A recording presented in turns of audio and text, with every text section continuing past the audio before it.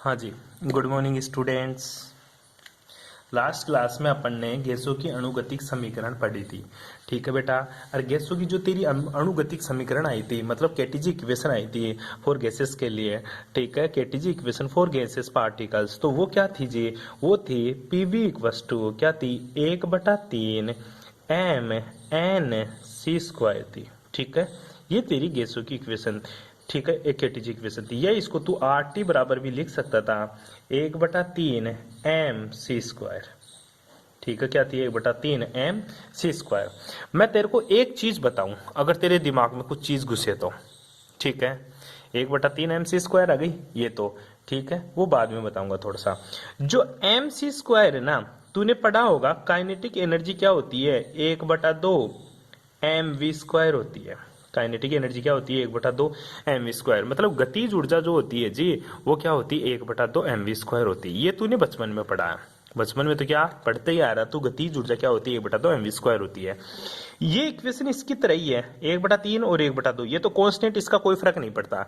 ये चीज गतिज ऊर्जा के बराबर है, ये भी क्या है? गतिज ऊर्जा के बराबर है। तो ये आर क्या है? गैस नियतांक, ये तो कांस्टेंट है। तो तेरी जो गतिज ऊर्जा है ना इस इक्वेशन से, वो जो गतिज ऊर्जा है तेरी काइनेटिक एनर्जी, ये किसका फनल है? टेम्परेचर का फनल है। किसका फनल है? ये टेम्परेचर का फंक्शन है। ठीक है, टेम्परेचर का फलन है ये। ठीक है, हमेशा ध्यान देना, गतिज ऊर्जा हमेशा तापमान के ऊपर निर्भर करती है। टेम्परेचर बढ़ाने पर उसकी काइनेटिक एनर्जी बढ़ जाती है। मतलब ये अपन ने कहाँ पढ़ लिया था? केटीजी में पढ़ लिया था। बेटा केटीजी ढंग से कर लेना तू, ठीक है? मैं पूछ लूंगा क्लास के अंदर, पर ये जरूर ध्यान दे लेना, इसको साथ के साथ खींच ले। ठीक है, अब आज का जो टॉपिक रहेगा जी, वो रहेगा गैसों के अणुगतिक समीकरण के आधार पर गैस नियमों की व्याख्या। ठीक है, केटीजी इक्वेशन के आधार पर, केटीजी इक्वेशन के आधार पर गैस समीकरण या गैस नियमों की व्याख्या। गैस नियमों की व्याख्या।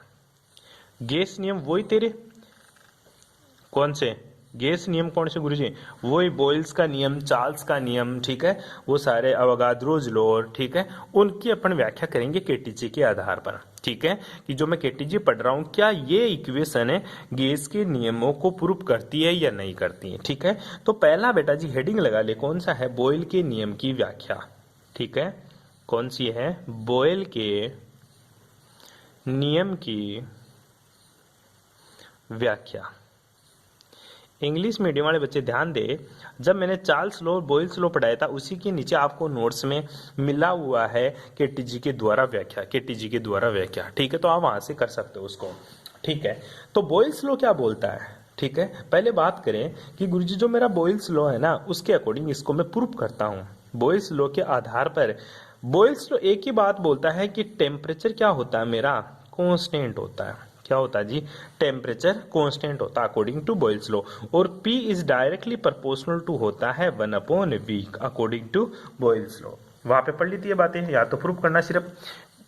ठीक है, और तेरी जो इक्वेशन आई केटीजी, वो क्या थी? वो थी guruji PV equals to 1/3 m n c square. 1/3 m n c square, ये क्या है? मेरी इक्वेशन आ गई। ठीक है, अब इस इक्वेशन को तोड़ मरोड़ कर ये प्रूव कर दूंगा कि जो मेरा पीवी है ना, ये क्या आ गया? कांस्टेंट है। ये प्रूव कर दूंगा इस इक्वेशन को तोड़ मरोड़ कर। करो कोशिश, करो गुरुजी। देख बेटा, मैं इस इक्वेशन को आगे करता हूं। पीवी इक्वस टू 1/3 को तो बाहर खींच लिया, और मैंने इसको गुणा कर दिया किससे? 2 से ऊपर गुणा कर दिया, 2 से ही नीचे गुणा कर दिया, एम सी स्क्वायर कर दिया। ठीक है, कोई प्रॉब्लम? और एन की जो वैल्यू ले ली मैंने, एन बराबर 1 मोल ले लिया मैंने। क्या ले लिया? 1 मोल ले लिया जी। कितना मोल ले लिया? 1 मोल। आई बात समझ में? देखना, बड़ा इंटरेस्टिंग है, बड़ा मजा आएगा इसमें, बहुत मजा आता है सच्ची में। अब देख, अब मैं इस 2 को आगे, 2 को ऊपर नीचे गुणा करने पर कोई फर्क नहीं पड़ता इक्वेशन पे। 2 से 2 गया तो वापस वो का वही आ जाता है। ठीक है, तो अब मैं इस इक्वेशन को थोड़ा और बदलता हूं। पीवी इक्वस टू में 2/3 को तो बाहर खींच लिया, और गुणा में कर दिया 1/2 एम सी स्क्वायर। क्या कर दिया बेटा? 1/2 एम सी स्क्वायर। ठीक है, और तेरे को पता है जो 1/2 एम सी स्क्वायर या फिर 1/2 एम वी स्क्वायर, ठीक है, सी भी क्या है? वेलोसिटी। वी भी क्या है? वेलोसिटी। ये क्या होता है गुरुजी? काइनेटिक एनर्जी होती है। क्या होती है मेरी? काइनेटिक एनर्जी, मतलब गतिज ऊर्जा होती है। ठीक है, तो इसकी जगह मैं क्या लिख सकता हूं? गतिज ऊर्जा। ठीक है, इसकी जगह क्या लिख दूं मैं, गतिज ऊर्जा। तो बता पीवी किसके बराबर आ जाएगा, 2/3 इंटू काइनेटिक एनर्जी के बराबर आ गया मेरा। ठीक है, और तुझे पता है 2/3 क्या है, कांस्टेंट है, और तेरी गतिज ऊर्जा भी क्या है, कांस्टेंट है। 2/3 भी क्या है, कांस्टेंट, और तेरी गतिज ऊर्जा भी क्या है, कांस्टेंट। तो अकॉर्डिंग टू केटीजी क्या बोलती है, kinetic energy is directly proportional to temperature. Kinetic energy किसका फंक्शन होती है, टेम्परेचर का ऊपर लिखा था मैंने। ठीक है, according to KTG kinetic energy directly proportional to temperature, और बॉयल्स लॉ बोलता है टेम्परेचर क्या है, कांस्टेंट। तो केटीजी भी क्या हुई, काइनेटिक एनर्जी भी क्या हो गई, कांस्टेंट। आई बात समझ में। तो ये दोनों क्या है गुरुजी, ये दोनों नियत है, कांस्टेंट है। तो पीवी भी क्या आ जाएगा गुरुजी मेरा, कांस्टेंट के बराबर हो जाएगा। पीवी भी किसके बराबर हो जाएगा मेरा, कांस्टेंट के बराबर हो जाएगा। आई बात समझ में, यहाँ तक किसी को कोई प्रॉब्लम। ठीक है, ये बॉयल्स के नियम की व्याख्या हो जाती है। ठीक है, लेकिन सर अगर मैं काइनेटिक एनर्जी काउंट करना चाहूं तो क्या आएगा। ठीक है, तो यहाँ पे हेडिंग लगा लेना छोटी सी, गतिज ऊर्जा की गणना। ठीक है, मैं गतिज ऊर्जा कैसे निकालता हूं, आओ देखते हैं। ये तेरी इक्वेशन पकड़ ले, इस इक्वेशन को ले आए यहाँ पे।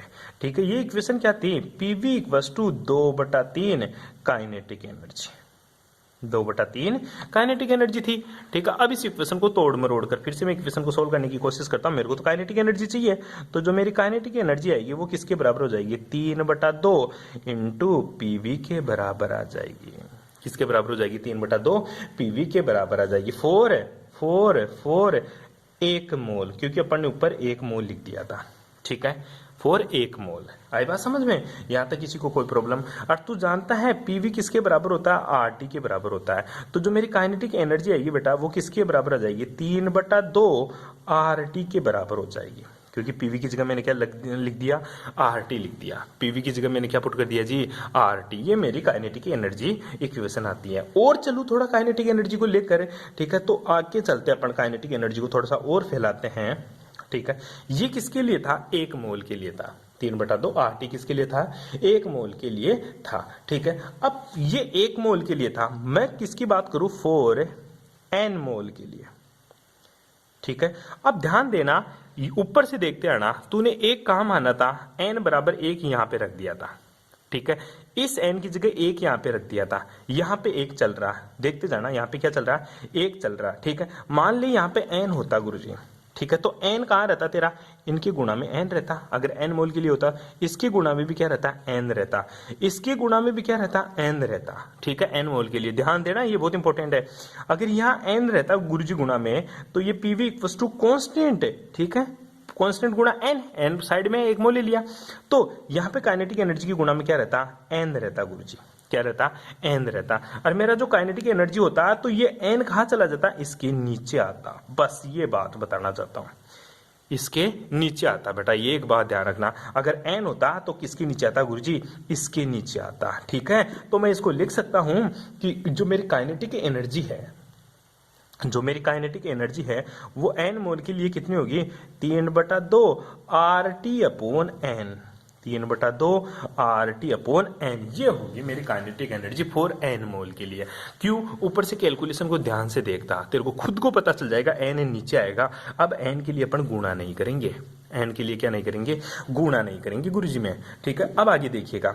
ठीक है, आगे देखते हैं थोड़ा सा आगे। जब इसको बढ़ाता हूं तो गुरुजी मेरे को पता क्या चलता है। ठीक है, अब मैं थोड़ा सा इसको चेंज करता हूं। जो R अपॉन n है ना इस इक्वेशन में, ठीक है, जो R अपॉन n है, इस R अपॉन n को मैं K लिख देता हूं।